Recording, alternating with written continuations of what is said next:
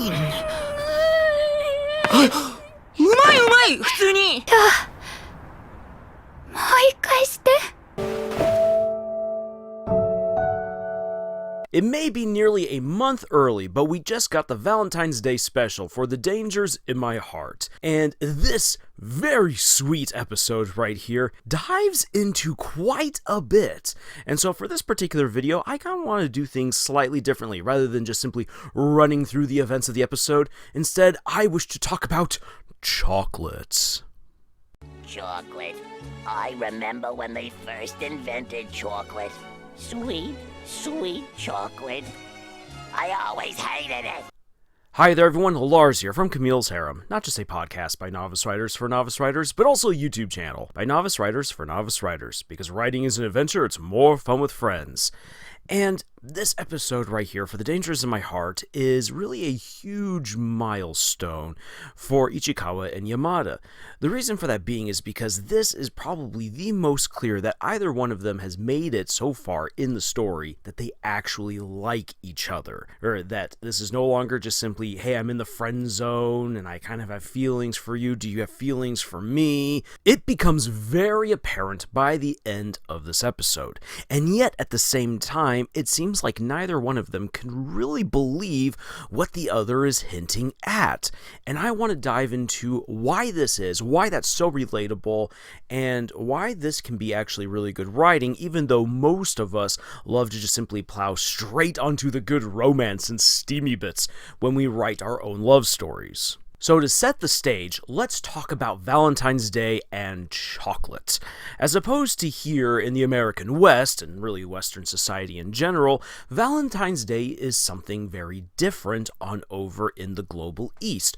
Way more traditions and way more obligations are set upon people, where, yeah, you know what, at school, everyone's going to be getting some chocolate. There's at least obligatory chocolate that goes around, and the girls on Valentine's Day are the ones who are handing it out, with the boys on White Day the next month, on the 14th, reciprocating whatever they got, usually, if they're going to be polite, at least threefold with white chocolate. So therefore, everyone is going to be getting chocolate, but everyone also knows that Valentine's Day is the International Day of Love. This is the time for couples, and if you're not yet a couple, this is the perfect time to get together and be a couple. So what does the chocolate mean when you get it? This is why Adachi kind of goes overboard when he's like, see, the nut right here, the little nut looks like a heart, therefore it means that she loves me. Never mind the fact that these chocolates were handed out to everyone at random. He's just making a big deal because he wants a relationship. He wants there to be some sort of meaning behind this chocolate.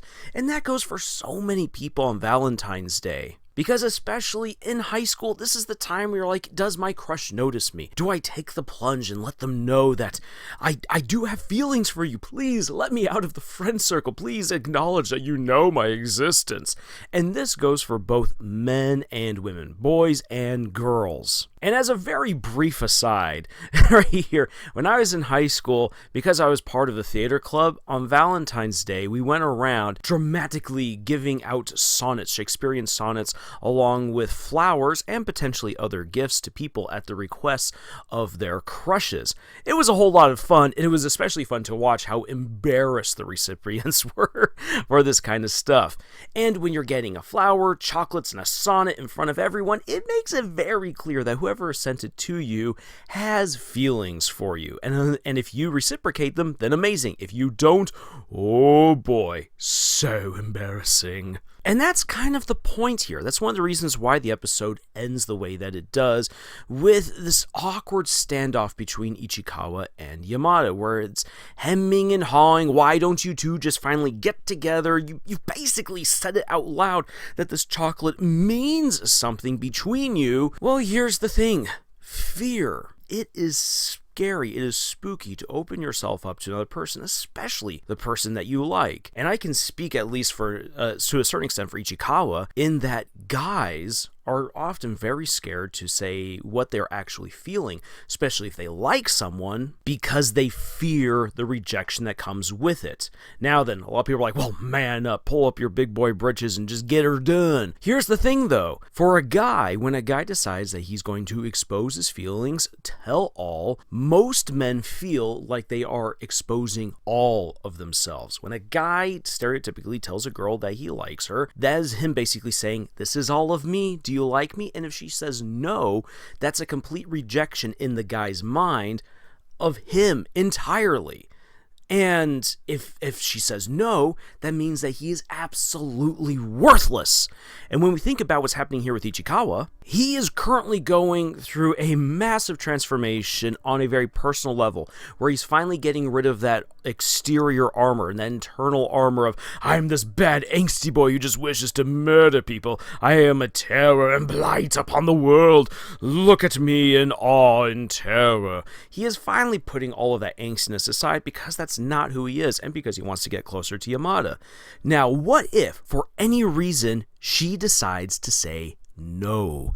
That means that a far better version of Ichikawa that he's learning to embrace has just been rejected. And by that logic, by that extent, Ichikawa as a whole, this better person that he's trying to become, is effectively worthless, is meaningless. And as he said to his sister, it doesn't matter, I will always feel this way for Yamada. Sure, middle school feelings right there, but compound all this together, Ichikawa is scared because all it takes is the word no.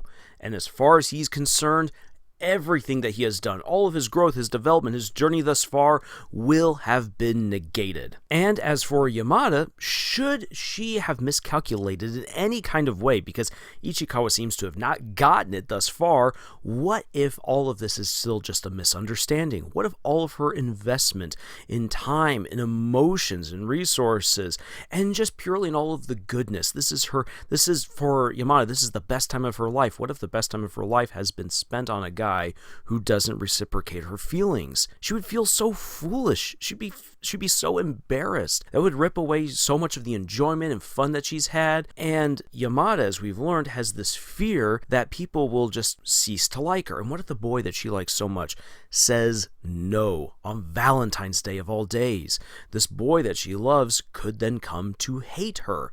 They are both laboring under this intense fear. And so, hence the hemming and the hawing and the chocolates. Because the chocolates is the best way that they can say, I like you, without putting it out there themselves and immediately risking rejection and devastation. They are hiding behind the veneer and the shield of oh so gooey, milky, very meltable chocolate. And that's why you have all of this awkwardness that's playing out right here. That's why this feels almost kind of choppy. And if you're feeling a little bit frustrated that they just don't get together, yes, I'm enjoying all of the fluffiness and I'm enjoying the humor that comes with this. Why isn't it that the moment that Yamada comes down to rescue Ichikawa from the creepy senpai, that she just takes him off into the sunset and they make out and they finally get together and Bob's your uncle?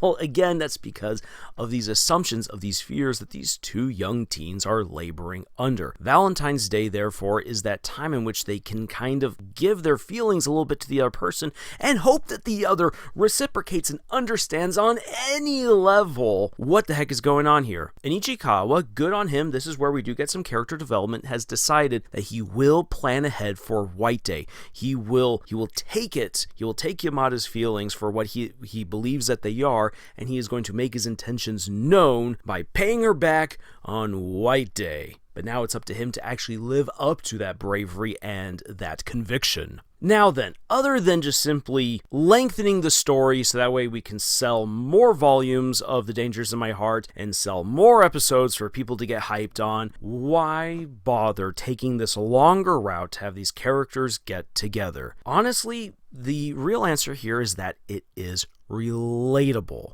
Sure, there's going to be those people in the comments who are going to say, hey, I asked someone out and we got together really fast and there was no issue. And you know what? Congratulations to those people. But that is not the norm. It most definitely isn't. And for a lot of couples who just simply get together really, really fast, most of them also fall apart really, really fast. That's just the way that it goes. So for the people who are really concerned and want it to actually be in a serious relationship and want to make it work out, there's going to be a whole lot more reluctance because in their minds, they're gambling big here. So they're going to take their time. They're going to be awkward. They're going to make mistakes. Things are not going to go as smoothly or as quickly as they hoped it would. But when you as an author are able to dive into that messiness, and believe you me, it is hard to write this kind of stuff.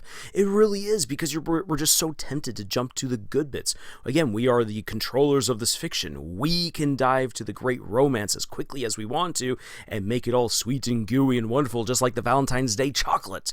But again, if you wish to make a romance relatable and realistic to the audience to the point where they really like it, not just because, hey, it's sweet and gooey, people who ship sail happens all the time, and they quickly forget about those romances. But the romances that actually take real effort to get together, those are the ones that stick with us. And so if you're willing to put in the time and really play out through the messy realism of what it's like when people fall in love and how they get together, that is relatable, that sticks with people, and that's what The Dangers in My Heart has been all about. It is a very, very honest approach to young people and to young love. That's what it always has been. And that's one of the reasons why this series resonates so well with so many people. So if you, as the author, are willing to take your time in developing your own romances, no matter how messy or slow it might seem at first, it does pay off if, again, you do it well. And just diving into this, it's so easy. This episode could have so easily just fallen apart and just become burning garbage. What made it work despite all this hemming and hawing and going back and forth is because this episode acts as a window to the fears that we both know Ichikawa and Yamada are laboring under, and also it is balanced out with good humor, and it ends with Ichikawa taking an important step forward. Rather than something like Rent a Girlfriend, where we're 300 some odd chapters into the manga, and only finally now does the boy decide to ask the other girl out on an actual date, we are getting real progress here. And that is the value of this particular Valentine's Day episode. Whew! So that's my breakdown, more of an analysis here of what we saw in this particular episode of The Dangers of My Heart. I'd like to hear your thoughts on this episode in the comments down below. And while we're waiting for the next episode in this fantastic rom-com to premiere, if you're looking for more reviews, analyses, writing advice, and so forth, then please check out our other videos here on our channel. If you'd like to support the work that we do, then please check out the books that we have published. Links for them are in the description below. But otherwise, thank you so much for joining us on this incredible adventure that we call writing. And until the next video, y'all, tschüss.